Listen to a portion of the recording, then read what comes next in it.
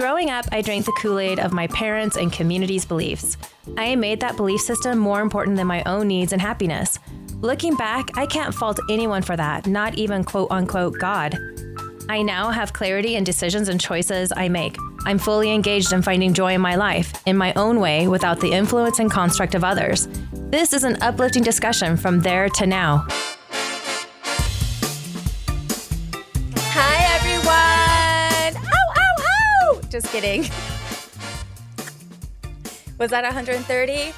Let me show you what 50 is. What am I wearing? So welcome, Shelle, Haines, to the podcast. We are talking about Kool-Aid and the Fairytale that we all subscribe to as women. One day when we were having lunch, I asked you, what is the Kool-Aid you're drinking? And you told me it is the fairy tale of being married or getting married and all of the beautiful things that happen subsequently and how we must be, behave, look, and feel. Would you agree? No, I'm pretty sure I told you I was drinking Chardonnay. So what do you mean? I'm meaning, what belief system did you subscribe to? I have never really had a solid belief system, meaning I don't believe in traditional God things. I did grow up thinking that I was a piece of shit and nobody liked me, and I didn't go to school because of it, so I didn't graduate from high school. And then I read fairytale romance novels while I was in juvenile hall in San Bernardino while I was awaiting for my foster parents to come pick me up, because I had just won a court battle where I didn't have to get court appointed to Camarillo State Mental Hospital. So anyhow, while I was reading those fairy tale novels, I think I could do 1.5 a day.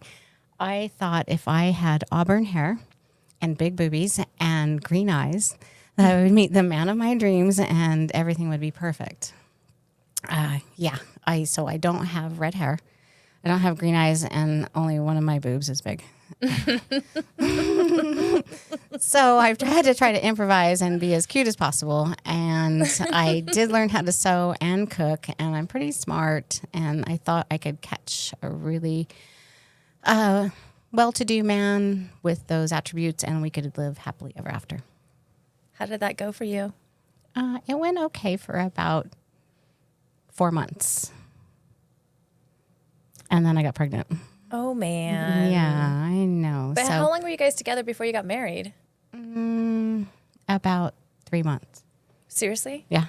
Wow, that sounds like a really beautiful fairy tale. Well, he was a yacht captain, and he was stationed in the Caribbean. And so for our dating, he used to fly me to the Caribbean all the time while the owner of the yacht was not on board.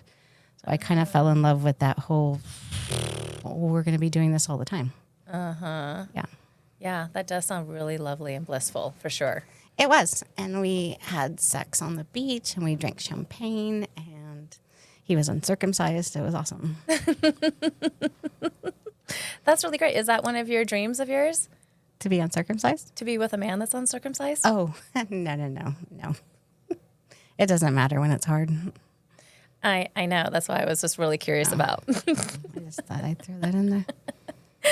So I understand that I have no idea what I was going to ask you. Well, I think your boobies look hot. Oh, this is what I was going to ask you, actually. Okay, go ahead. So I am auburn with green eyes, and my boobs are larger now in this part of my life. Yeah. And I can tell you it's not true. Life isn't wonderful. The fairy tale is not true. Oh, shit. So we're both drinking bad Kool-Aid? We did. I mean, I'm hoping I'm not drinking any Kool-Aid at this present moment, but I always keep asking myself, is this a Kool-Aid I'm drinking? And how is this serving me? Do you want my opinion? Yeah, let's hear your opinion. Oh, man. I'm around Shelle every day of the week, practically. And she gets to observe everything about me, as do I with you. So what are your thoughts? I think you're a pretty amazing human, Heather. I think you definitely hold yourself to a higher standard than you might need to. Probably that might be some of your Kool-Aid. I know if I would have met you in high school, had I gone to high school, I probably wouldn't have liked you. You're probably a hall monitor and goody two-shoes. Surprisingly, I was not on the cheerleading squad. However, I was aspiring to go to BYU starting in sophomore year, and I did everything in my power to do all the things and check all the boxes to get into BYU because it was so hard. And did you? I did. See. But I barely got in, ironically. I had to go in the summer term to be able to enroll in the fall term.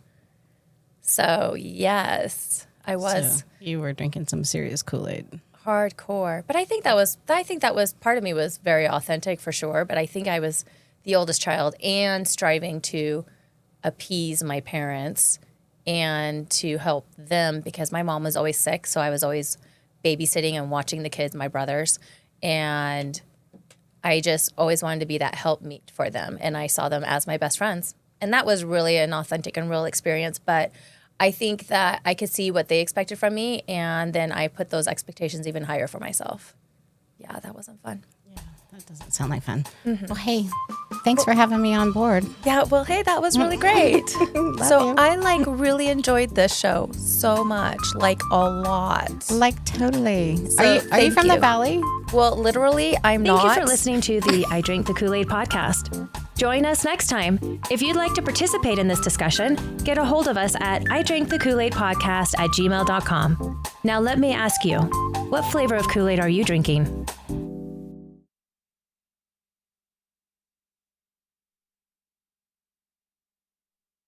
This has been a production from a podcast studio.